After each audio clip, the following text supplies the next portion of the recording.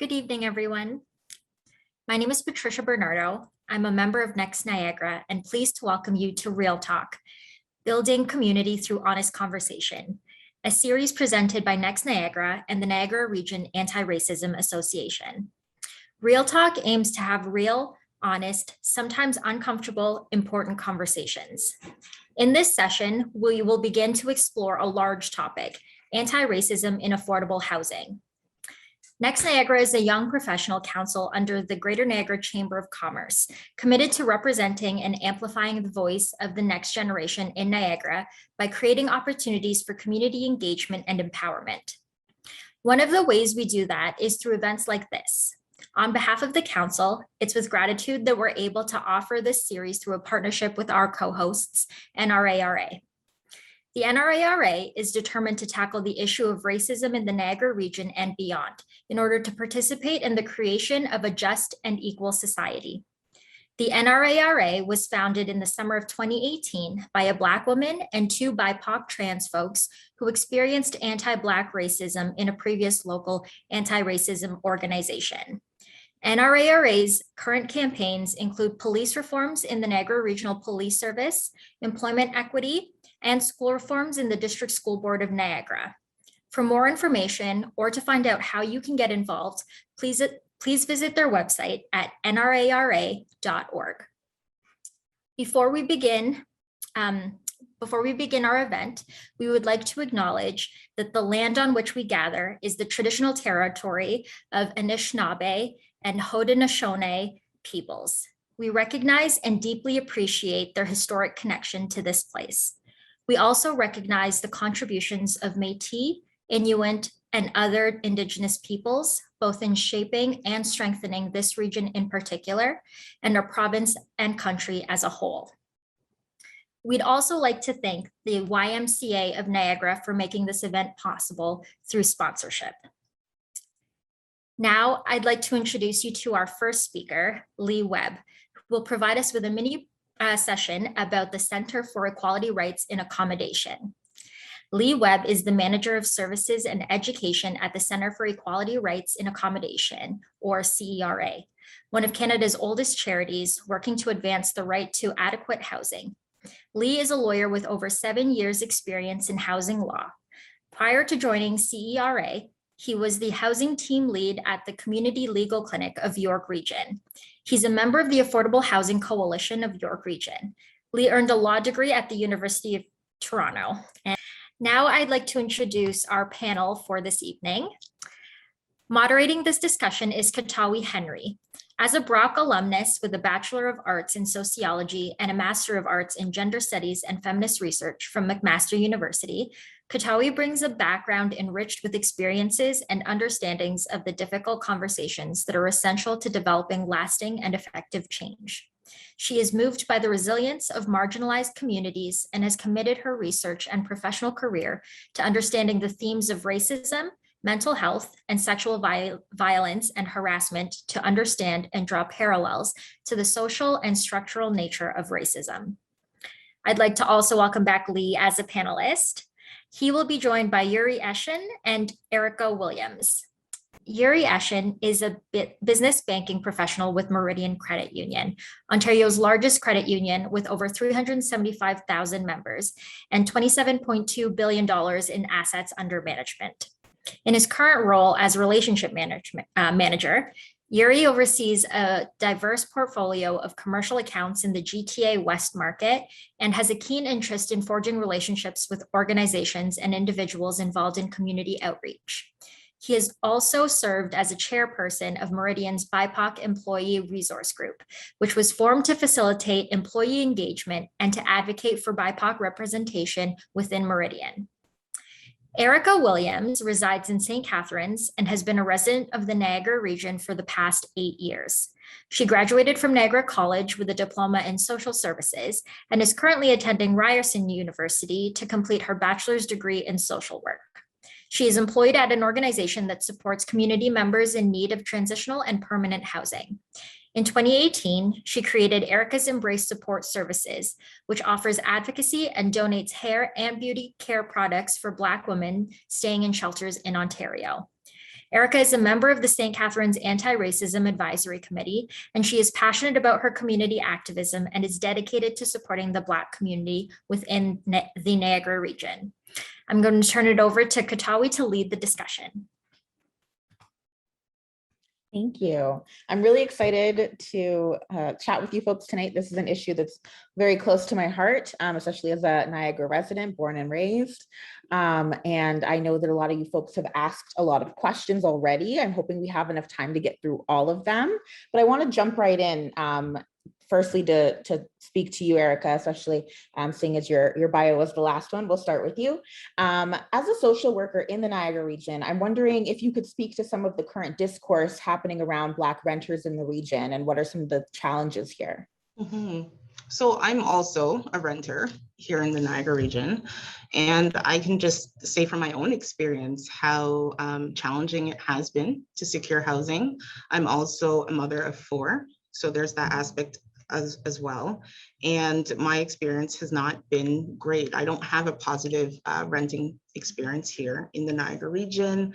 And a lot of the stories I find are similar that I've experienced, as well as other Black renters. So at times completing applications and then submitting them and just never hearing back, or maybe the landlord telling you that the unit has already been taken once you show up for that viewing to see the unit.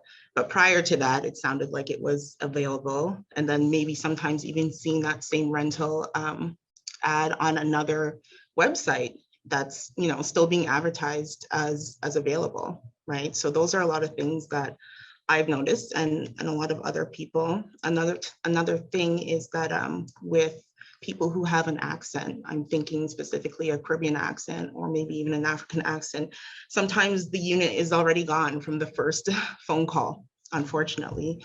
But it is common that people will discriminate just hearing your accent and perceiving you to be not Canadian, right? Or from somewhere else. Another thing to take into consideration, I know for myself and for others in the Black community with children, is we really think a lot about where we're moving, what city we're going to, and what that looks like for us. How many people will you see that look like yourself in this area? And then what connects with that is the school that our children will go to as well, right? What are the reviews in that area? And we're looking for reviews specifically from other Black and racialized people about their experience in the neighborhood. So there's a lot of planning really that goes into securing affordable housing in this area. And I've noticed that, so I live in St. Catharines, but if you're going out to places like, let's say Fort Erie or Welland, you're gonna find sometimes more challenges with trying to rent. Another thing that I've noticed is you have to sometimes consider the neighborhood. Let's say you luck out with a great landlord, but then what are the neighbors like?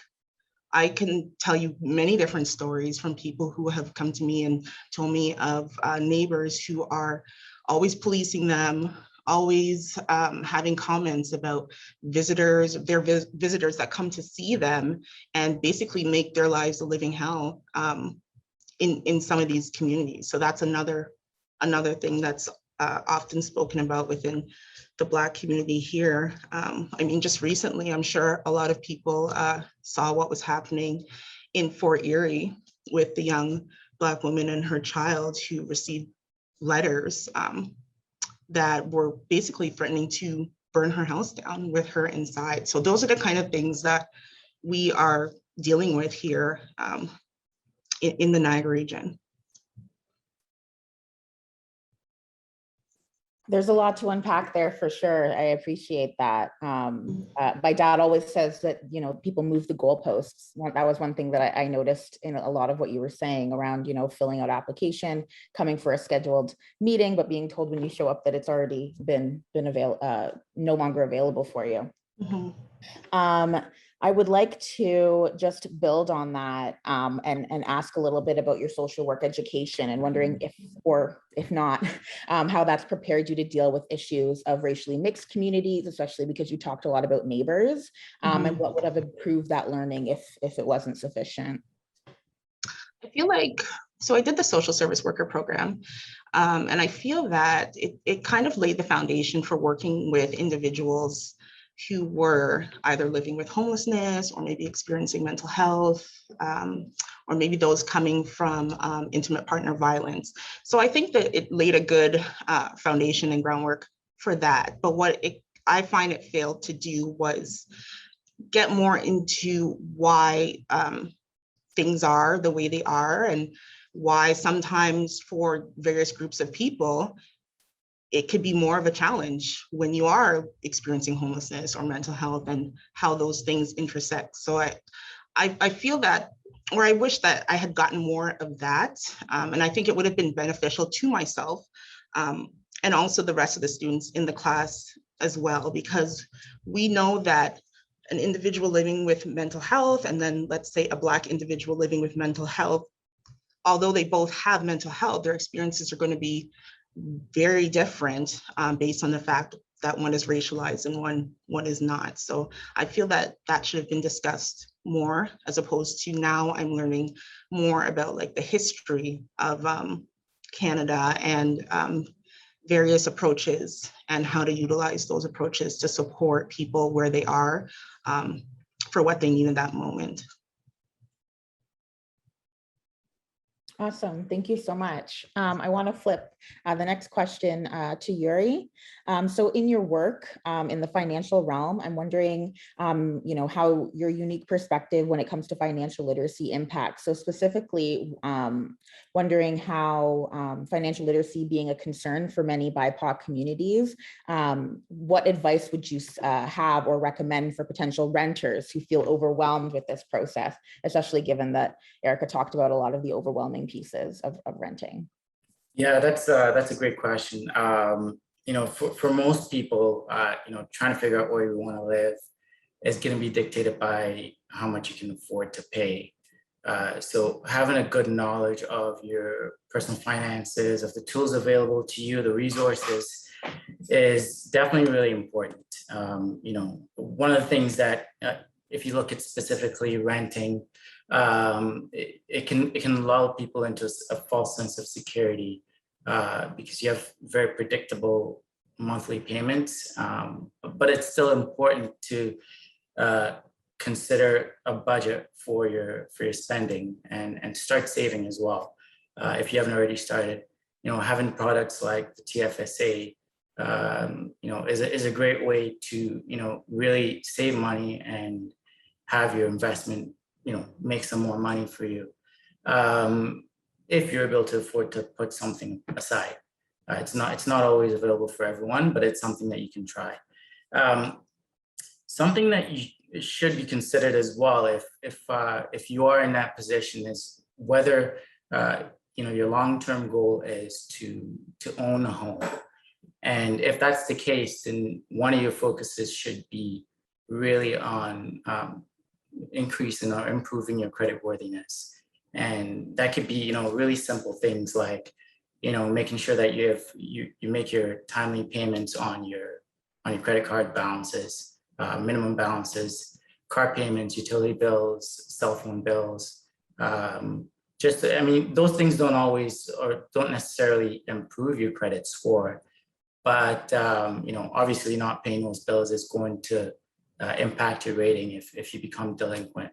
And also it's important to keep that, finances are not going to be a stagnant situation.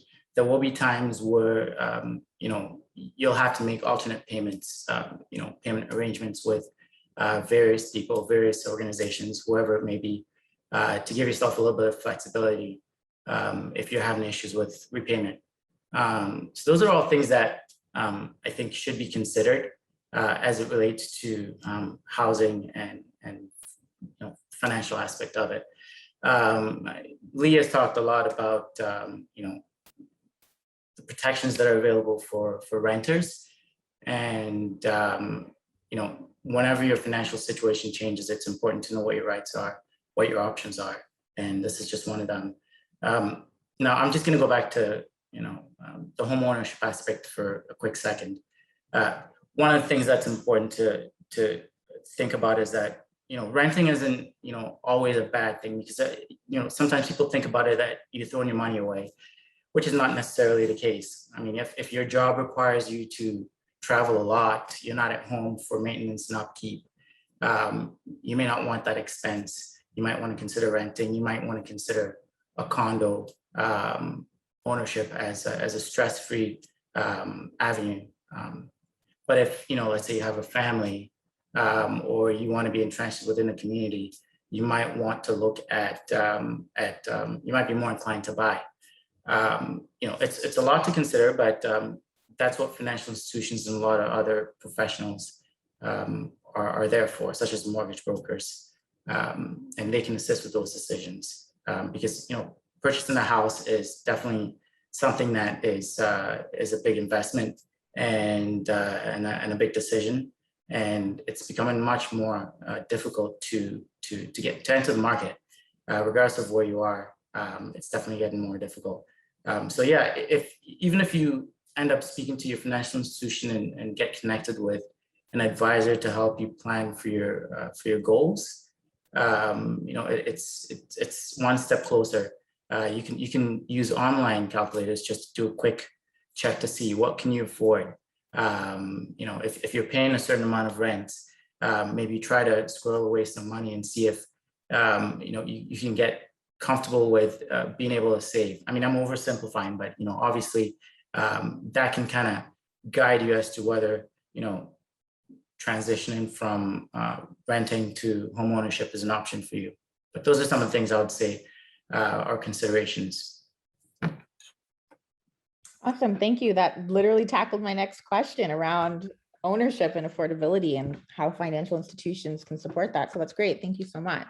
I'm going to bounce my next question to Lee. Through your work with CERA, you unpack the barriers around housing for marginalized communities. What are some ways that folks in the audience could action some of this work within their own communities? Sure, thanks for that question. So I think the best way is to educate themselves on their rights. And they can do that by booking presentations with CERA or reading. There's a great website called stepstojustice.ca, which has a question and answer format for all sorts of legal topics.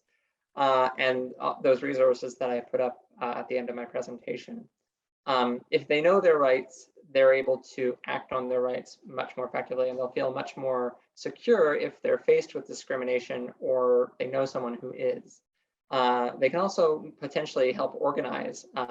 CERA doesn't really do tenant organizing per se, but other organizations like the Federation of Metro Tenants Associations or ACORN do.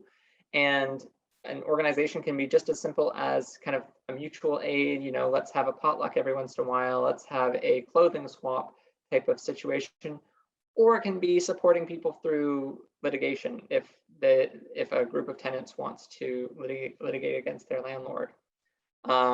And then finally, it's important to contact your politicians about these issues if they're important to you. And that's kind of trite, but the reason I'm saying that is a month ago I was attending a city council session, and the region of York where I live, they declared a state of emergency or a housing emergency in February. And even though they declared this emergency, this councillor in Richmond Hill didn't know that it was a problem, because as he said, none of his residents, none of his constituents had told him that they were being priced out of the market. And it's not surprising. Low-income people who are having a hard time affording rent rarely are very politically engaged. They've got more important things to do. But because he hadn't heard of that, he was less inclined to vote for solutions. So when you're thinking about these issues and you want to get involved or you want to do something about them, connecting with both your local councillor or politician, but also someone who's friendly to the issue that you care about is a good idea too, because you want to make sure that your representative is held accountable. So if you also are communicating with someone that will fight for your position, even if your councillor won't or politician won't, those are all three things that people can do to kind of take this and move it forward. Awesome, thank you. That's a wealth of resources. I'm somebody who's super keen on resources, especially somebody who spent so much time in the university setting. I always want all of my resources, so that's great. Thank you. So in your experience, I'm wondering what has been one of the most difficult issues working through housing discrimination, and what have you found that works to mitigate these issues? Like what works to mitigate these issues?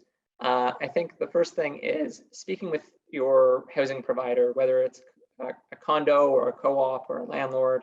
A lot of people don't realize that they are discriminating, or at least they don't think of themselves as someone who's bigoted.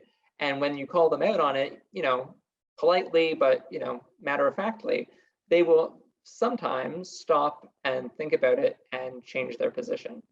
So that's one thing. If that doesn't work and you end up wanting to litigate something, it can be a slog. It can be hard.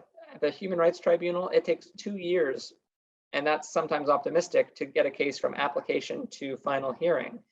And it's emotionally difficult. You are bringing up, you have to testify to the experience you had, and it might have been a very painful one to begin with. So because of those two things, if you decide on litigating, what helps to mitigate that harm or that challenge is to get a group around you who's going to support you. If this has happened to multiple people, you could all bring an application together, and then that can be, your group. I've had that experience. Or it can just be, if you're someone who might be able to access a social worker, getting them involved and being someone that can bounce ideas off of, or a counselor or something like that, can help with supporting that mental load that litigating can take. In terms of what's been some of the most difficult issues, it's this intersectionality piece for me that leads to the most difficult issues, because those that have the most vulnerability are often treated the worst. And so I had a lot of, unfortunately, single mothers of color who would come through my office saying that they had a landlord that was entering their unit illegally, plus it was full of mold, plus. And it, when the problems were there, they were often large and big and complicated. So that's kind of the most challenging thing. And so, if you can talk to a landlord and smooth some things out, that's great. If you're going to litigate, try to do so with a group, or have some support. That would be really helpful. And get legal advice, because there's all sorts of pitfalls along the route that can trip you up. Absolutely, absolutely. I just want to throw a reminder and a notice to folks in the audience. Please utilize the chat if you have any questions that you'd like to ask, any burning questions that you really want to ensure we try and get to. I know a lot of folks have already sent us in some questions through Eventbrite, so we greatly appreciate that. And we're going to get through as many of them as we can. But if you feel like you want to add another one in there, throw it in, and I'll do my best to try and add it in there for you. So speaking, on that note, I want to kind of shift a little bit into questions that kind of align with ideas of policy and government a little bit. So the first question around that was sent in is, what policies can a landlord put in place that allows them to be more equitable, including those that might reduce subconscious bias?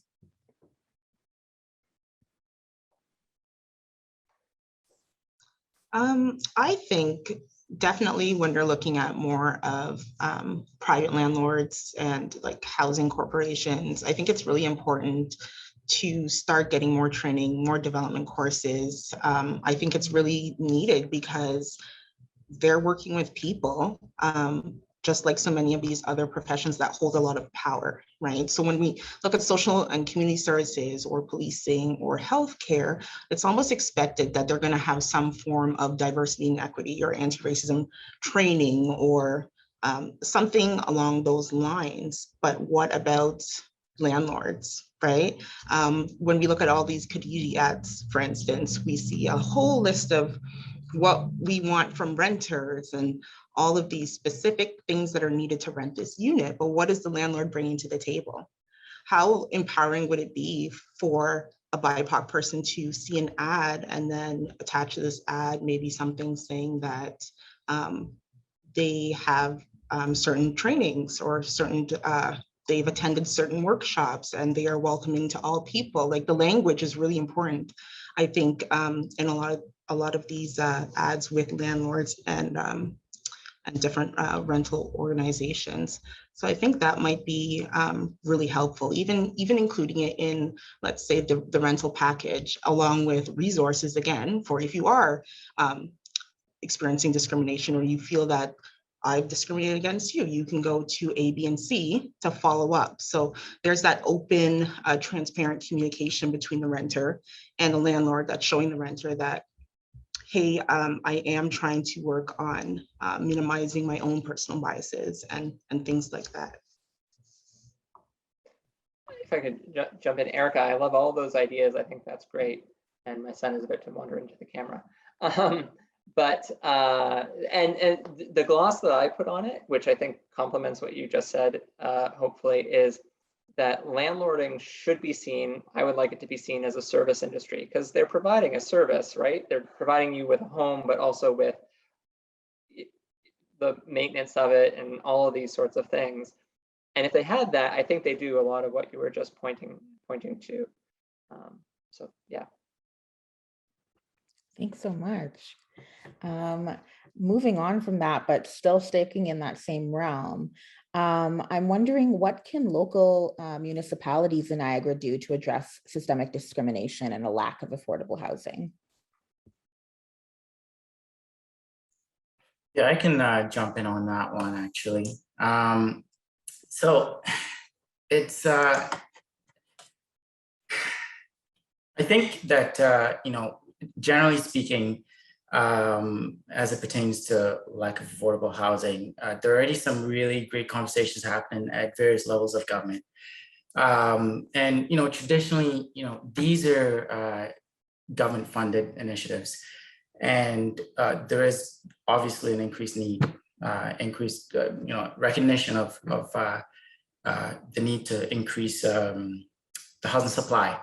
And part of that should also includes incentivizing developers to not only build for profit, but also have, you know, an aspect of social responsibility to the communities that they're serving. You know, like instead of building, you know, a multi-story condo unit with, you know, just 400,000 or 400 you know, square foot units, maybe you consider you know, an aspect of your plan that or design that incorporates some larger spaces for family living. Maybe you have some ground floor commercial spaces that allow for, you know, some retail uses or even like maybe a doctor's office or something like that, so that it makes it a bit more of a, you know, it makes it easier for people to, you know, live in a community and actually live in a community. You know, because when you think about, you know, not having access to affordable housing and not having access to amenities, it definitely adds to that wealth inequality. And, you know, we can speak forever about, you know, generational wealth and, you know, trying to build that up, you know, just having that, you know, prosperity ladder, essentially, as many people have talked about before. You know, if you don't have that affordable housing, you don't have that cash flow flexibility, you're not able to, you know, buy a home. You're not able to build equity in your home. You know, if you're able to do that, maybe you're able to also now go to the bank and get a business loan to grow your business or start a business. And that ends up growing exponentially. So that should all be factored into how we think about our living spaces and whether they feel like home. And, you know, and an additional benefit of creating that type of community is that, you know, maybe, you know, you lived in one community for a little bit, but now you can afford to live in another part of the community that you wouldn't normally live. And that's an organic way of having diversity. And theoretically speaking, that should kind of break down a few of those systemic barriers, you know, in terms of access to services, because, you know, you kind of negate those social status and class barriers. So that's what I think that is important to be considered when local governments look at this issue. Absolutely. Thank you so much. Lee, I see you turned your mic on. Do you want to jump in on that? Yeah, I just want to plug a right to housing framework again. Toronto has done it, Canada has done it. There are other municipalities that are looking at it. And it just reorients how you look at both your housing policy, but also planning and development policies more generally, to help ensure that you have the communities that you want, that where a lot of the things that Uri was just mentioning would appear. You know, you'd have a more mix of commercial and residential potentially. I think municipalities can also do a lot in terms of collecting data. You know, they're often the interface between citizens and the state, you know, for various things like social services. And getting that data can really help make better policies. They can also bring some housing affordability measures to Niagara. I'm not sure what is being considered here, but you know, right now, vacancy taxes are very du jour. They're you know, Ottawa, Hamilton, Toronto, Vancouver, London. I think some areas in York Region are all considering them. And then I think that it's also very important, and probably this very well may be happening, but you know, to ensure that their housing corporation, Niagara Region Housing, is taking stock of its training when it's giving to its staff, and ensuring that they are having some anti-racist training available to them. Those are all great pieces. Thank you so much. Noting that you mentioned the term taxes, which makes me think about politicians, which was a question that we had earlier. So do you feel that housing equity gets as much attention as it deserves from politicians? And why or why not? I think that housing equity in terms of kind of racial equity probably isn't right now.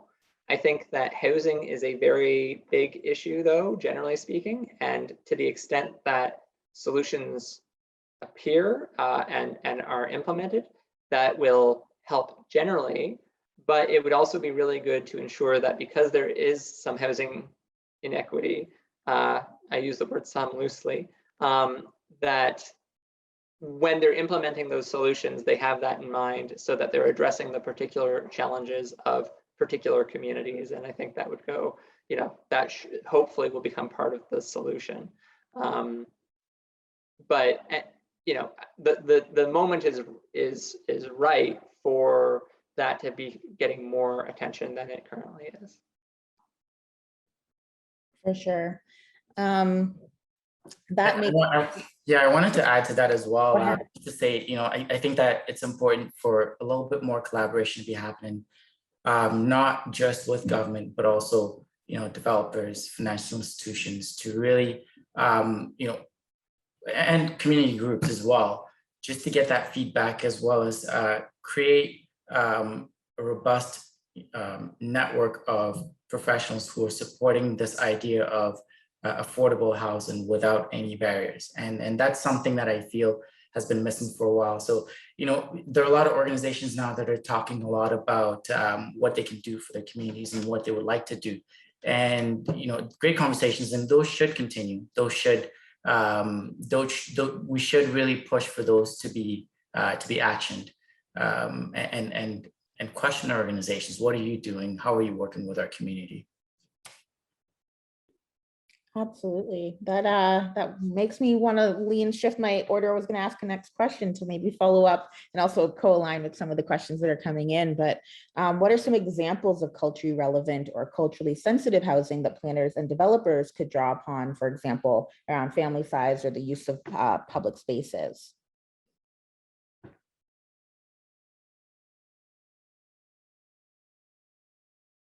Oh, sorry, was that for me or? Yeah, you want to add in on that? Yeah, absolutely. Sorry about that. You know, I think that, you know, gaining like I was saying before, gaining a better understanding, you know, that goes for planners, developers, of the communities they serve, how these communities are utilizing their spaces, what kind of services they need, amenities, what they would like to access, is really important. I mean, it doesn't mean that you're necessarily changing the way you design or build to cater to a group, you know, a marginalized group or racialized group. It just means that you make a design that's a little bit more flexible, something that can be adapted to accommodate, you know, an alteration here and there. And in the same way that we've kind of, you know, taken an approach of building green, you know, properties, building up buildings on green properties. It's something that we can get creative about and then create and incorporate some diversity and inclusion aspects to design models, for instance. I mean, it could be something, you know, as simple as, you know, knowing that a large family is going to occupy a space, maybe creating a design that allows for, you know, the children to be able to sleep, you know, or study in a quiet space that is, you know, on the exterior rather than, you know, right in the center of everything where there's a lot of activity or foot traffic. You know, it could be, you know, just creating a space that for a multi-generational family with older members who have physical limitations, you know, you're able to make alterations that really accommodates that. So those are all the little things that I think that, you know, have to, you know, people who are developing and people who are planning need to, you know, periodically go back to and assess whether they're still serving their communities and whether those key pieces are still a part of their business model. That definitely sparked a lot of things in my mind. I started thinking about environmental racism when you talked about like the way that the place is structured and even like going green with your designs and things like that, which also linked to Lee's presentation around how a lot of folks are pushed to the margins of a community where a lot of pollution and things like that are present as well. So I think that also tied in really nicely with what you just said. Thank you.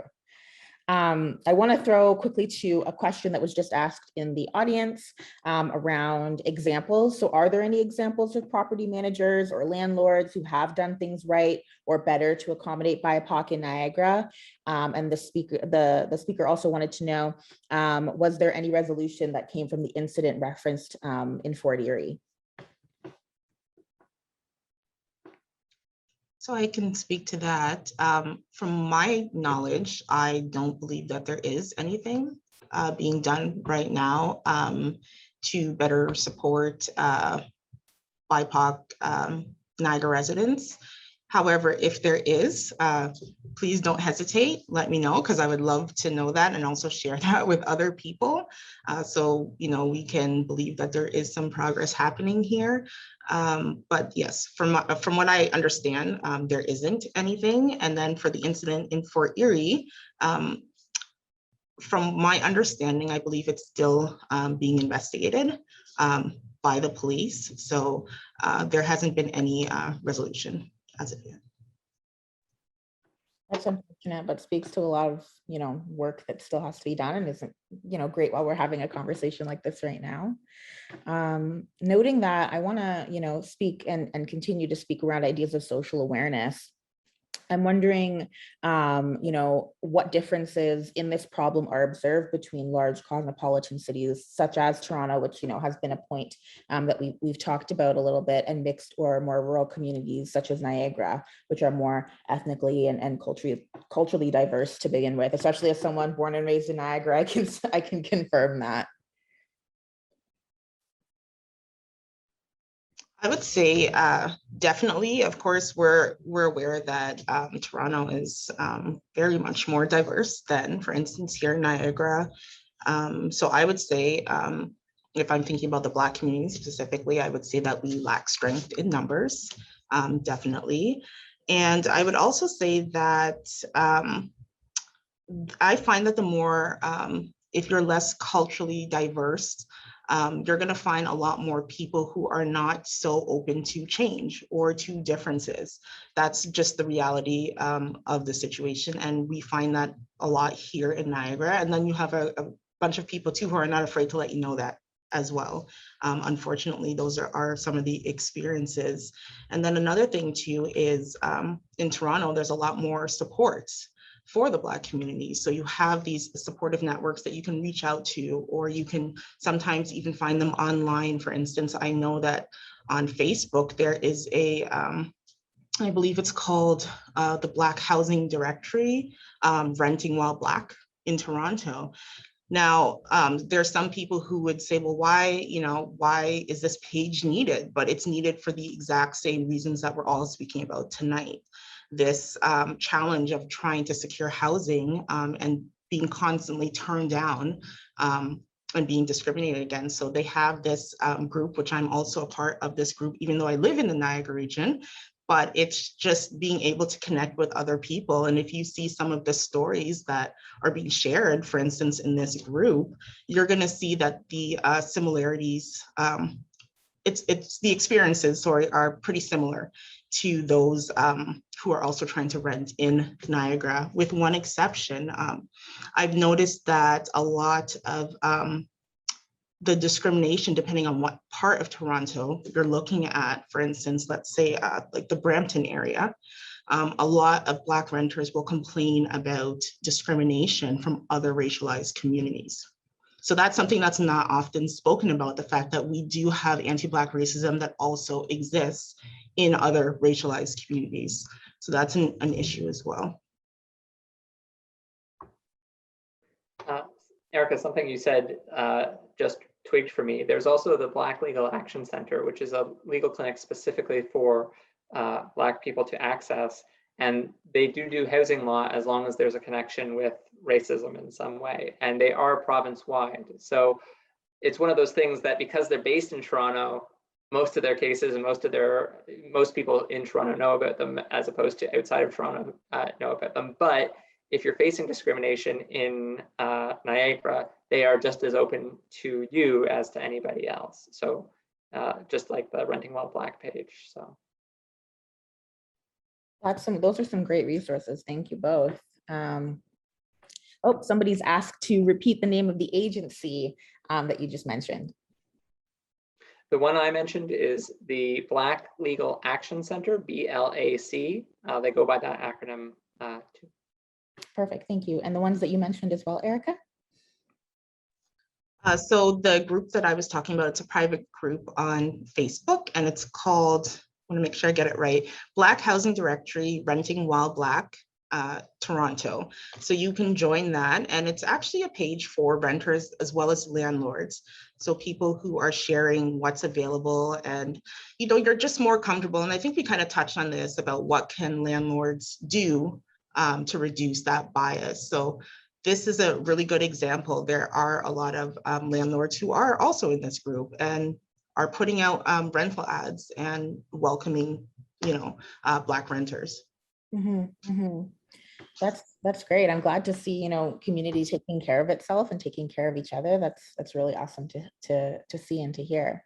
Another question to throw out there, since we've been talking around ideas of diversity, we want to ensure that we're talking about it through an intersectional perspective. So I'm wondering if any of you would like to speak on how discrimination in housing intersects with other social issues, such as wealth inequity, misogyny, misogynoir, homophobia and transphobia, or discrimination against folks with mental health concerns.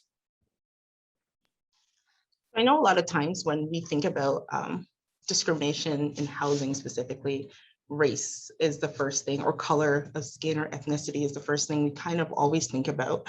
But there's so many other ways that you can also experience discrimination in housing. So for instance, if we think of a single Black pregnant woman with children who's receiving social assistance and maybe out looking for a rental unit with her mental health worker. So I've just given you a whole mix of identities that interconnect and intersect, right? So we're already talking about class, sex, family status, race, ethnicity. So all of these intersection identities can make it more of a challenge for this individual now to find and secure housing, because she can be experiencing discrimination on different levels because of all of these intersections of identities. That's awesome. Thank you so much. I, as a, somebody who's studied my fair share of things like Audre Lorde, I always want to, throw in some pieces around ensuring folks are thinking about things intersectionally, because as Audre Lorde said, we don't live single issue lives. So, when we take a lot of these questions, we do have to think about the nuances of human beings and identities, and remember that we're complete beings, not just one thing. When we think about ideas of housing affordability in Ontario and Niagara, it often feels like such a daunting topic and is often difficult to address as individuals. Is there one piece of advice that you would give to residents of any community to help impact change of affordability and equity in access to housing for BIPOC communities? And an additional question to that is, what advice would you give to residents of a community that want to create positive changes around these topics?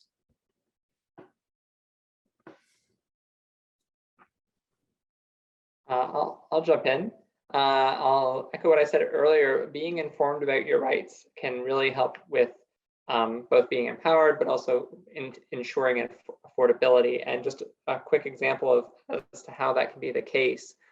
The landlords are only supposed to raise the rent by a certain percentage each year. It's about 2% on an average year.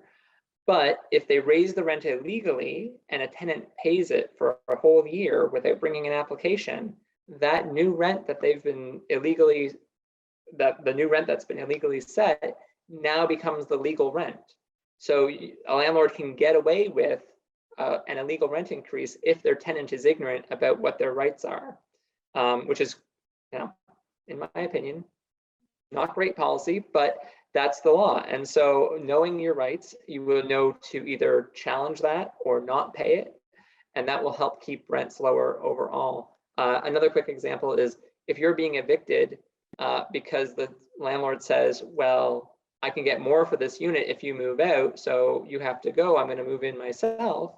That's probably a case that you can eventually win, because they've already admitted that the reason they're evicting you is because they are planning to rent it for more.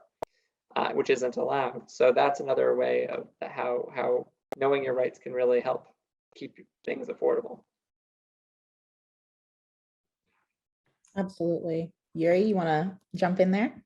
Yeah, I'm just going to add quickly. I do think, just tying back to, community and what the various organizations in our community are doing. I think it's important to question, again, what is being done, how they are serving your community. Specifically as it relates, let's say, to financial institutions. Like I said before, there's an opportunity to collaborate and partner with, with builders, with developers, with various organizations, community groups, to come up with a model. Let's say, for instance, if let's say we're talking about housing, building affordable housing, an organization like, let's say, Habitat for Humanity, doing some great work. And when you think about how a financial institution can partner with them or similar organizations like it, it's important to understand as well how that is done. There's a government funding that comes into play, but there's also being able to support as a lender to be able to, build a property is important. And then that organization being able to tap into community groups and understand what the needs are, gain funding, aside from government grants that could really create that, close that gap for, let's say, required equity to purchase a home.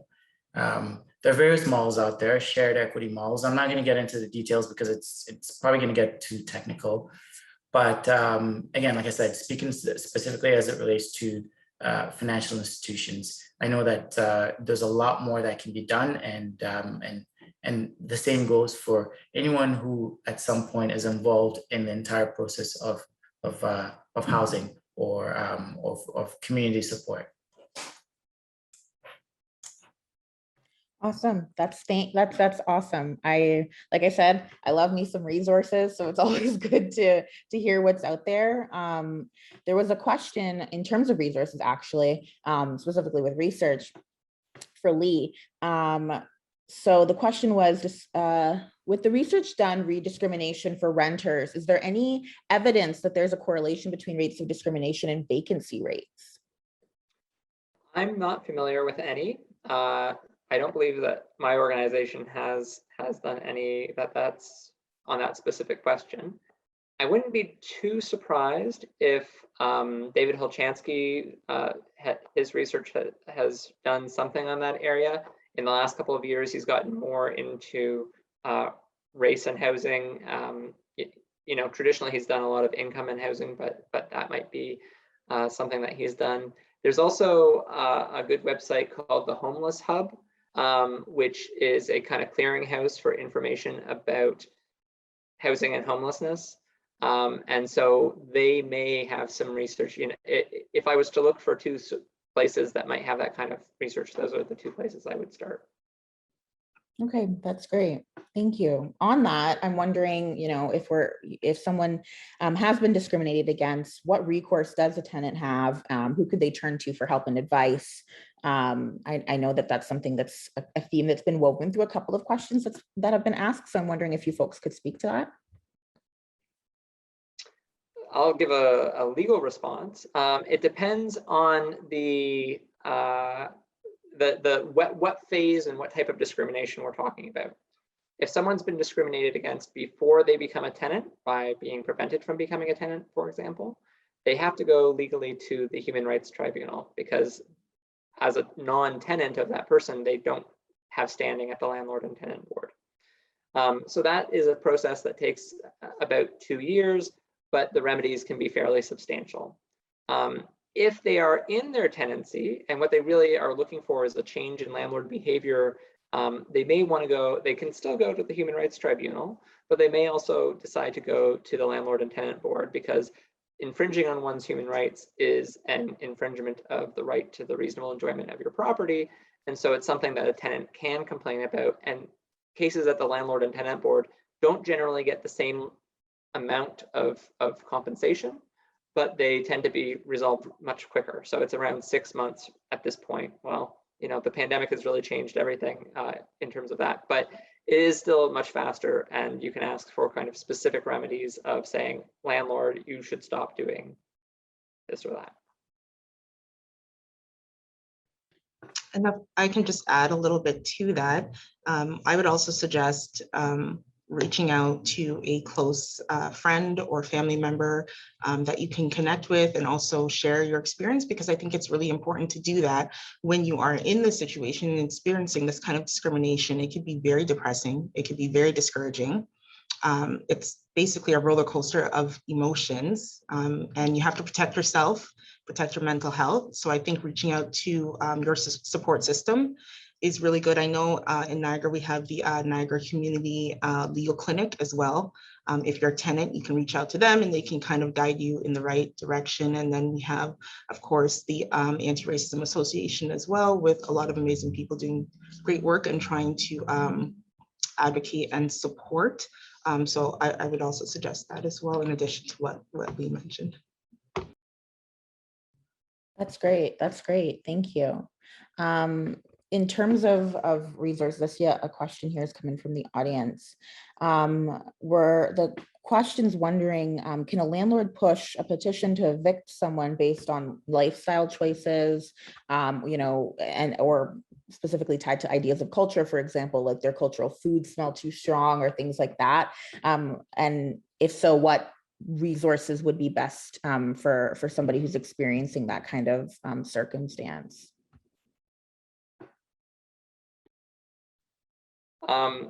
So it sounds like a pretty specific question, and Erica's idea about going to your local legal clinic is spot on. They have the tools and the ability to take a look at your situation and give you some specific legal advice, especially if it's related to eviction. If it's a discrimination concern, more like, you can contact CERA. We are able to give information and some advocacy services to tenants or co-op members who are facing that sort of thing. And actually, if it's a co-op rather than a tenancy, you don't have the option of going to the landlord and tenant board generally. So you'd have to be going to the Human Rights Tribunal, and yeah, it's a whole kind of different kettle of fish, if I can use that expression. But I would first, get some legal advice or legal information from CERA or your legal clinic about that sort of thing. If it's culturally based, then one shouldn't likely be evicted, because that should be protected by the Human Rights Code. But it's, very fact specific about what a particular co-op's bylaws might say in terms of what your approach would be to that type of situation. That's great, thanks. I think those are some really great first steps. Hopefully you can follow up on that and get the support that you need. Noting that, and also noting, I think, being in the current socio-political space that we're in, especially being in quarantine and COVID and Black Lives Matter and all these other pieces, I think a lot of folks are really focused in on and have a lot of concerns around being mistaken for being racist or saying or doing the wrong thing. I think that that's a really big point of discussion. And so we had a question asking, is it possible to mistake general conflict or ill will for racism? How can one tell whether an encounter was racist or simply a disagreement?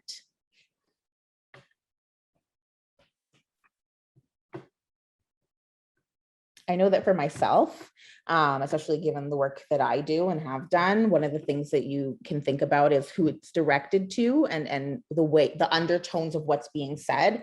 So it doesn't have to necessarily be that racism is somebody calls you a slur or somebody calls you a really bad name. It can be that, talking down to you, making you seem like a child and they're the adult in the situation. It could be withholding important information so that you are made to look a fool. It could be a circumstance where they play up certain stereotypes without even actually knowing you. So we've talked around things around being a single mother. We've talked around, having kids or what that might mean if you see somebody and has a certain accent.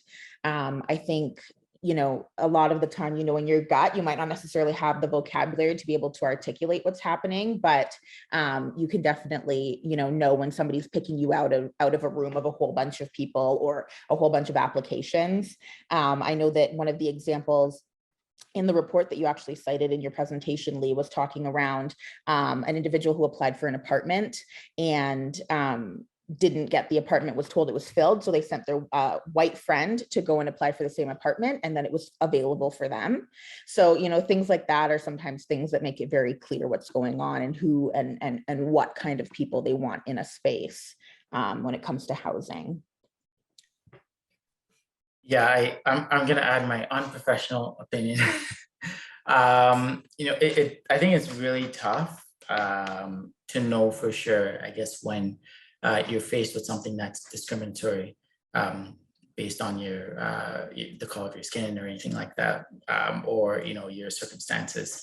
But I think, again, but part of it, as Lee was mentioning before, is understanding your rights, understanding where you that you can ask questions, you can get to try to understand where they're coming from. And if you get to the point where you don't feel really comfortable, at least this is what I ascribe to in my life. If I get to the point where I'm not comfortable, I really step back and I say, I don't feel comfortable in this situation, and maybe take it away. I can speak with someone else and share that experience. And maybe they see it from a point of view that, builds on that to say, hey, you know what, the way you were treated was absolutely incorrect. And I think that you should, take a little further, speak with someone with regards to that. But I think, again, you do have to ask questions. You have to understand where you're coming from, what your rights are, and that will really help you approach and judge situations in an appropriate way. From a legal perspective, it certainly is possible, and it happens frequently, for things that people feel are discrimination to not legally be seen to be discrimination. Most of the cases, I would say, end up at the Human Rights Tribunal Many of them are dismissed because the applicant hasn't shown that there is a connection between the bad behavior and one of the grounds that are listed in the code. That code is complete. You know, if you can't connect what's happened to you to race or ethnicity or disability or receipt of public assistance, then you don't get to get a remedy. You may be treated terribly, but you know, if you're treated terribly because the landlord has a fear of yellow and you're wearing a yellow shirt, that's not going to cut it. So, you know, if you're wearing the yellow shirt because it's a cultural thing, that might be, you know, more able to be connected. But there's this legal test that you have to meet to have legal discrimination made out. That's always great to have that kind of context as well, to think about like the legal as well as, you know, like Yuri said, the professional, unprofessional opinion. So I think that those things can couple quite well. I see that there's a lot of conversation going in on the chat. I'm seeing folks sharing resources. I think that's great.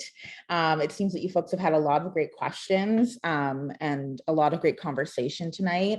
I'm wondering, you know, as we wrap up, I want to keep an eye on time.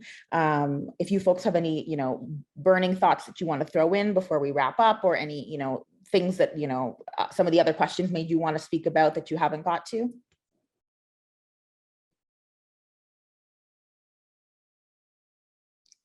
Great. Everything's been said. Awesome. And it's been noted in the chat that all of these links that have been shared will be followed up in an email as well. So I think that's really wonderful. I've really enjoyed this conversation. I've learned a lot. I've gained a lot of, you know, new resources to be able to contact with. And I'm glad that a lot of folks in the chat have been asking some of these really great questions. If anyone has any last minute questions, feel free to throw them in the chat. But, you know, as we close, I've been so glad that we've been able to talk about things like resources, social awareness, policy, government, you know, a different opinion pieces, that professional, unprofessional opinion. What does it feel like to experience something? I think that's something we've all been able to talk about as well. So I know that as a Niagara local, I'm glad to hear and see these conversations. And I thank all of you for your time, all of you watching for your time, and to our coordinators for developing such a presentation tonight. Thank you. That was such a great, that was such a great conversation. Thank you so much, Kattawe, Lee, Yuri, and Erica. We appreciate you lending your time and expertise to this important conversation. And thank you to all of you for attending and having this real talk with us tonight. We also want to send our appreciation to the Brock Student Justice Center for their support of our event speakers. We challenge you to take all of this information as a call to action and keep the conversation going. As a reminder, with the federal election coming up, if topics such as the discussion tonight are important to you, please be sure to learn about the platforms of the different candidates running and make your voice heard by voting. We hope to meet with you again at our next session. And until then, follow along at NEXTNiagara and NRARA's social channels for upcoming events. Have a great evening.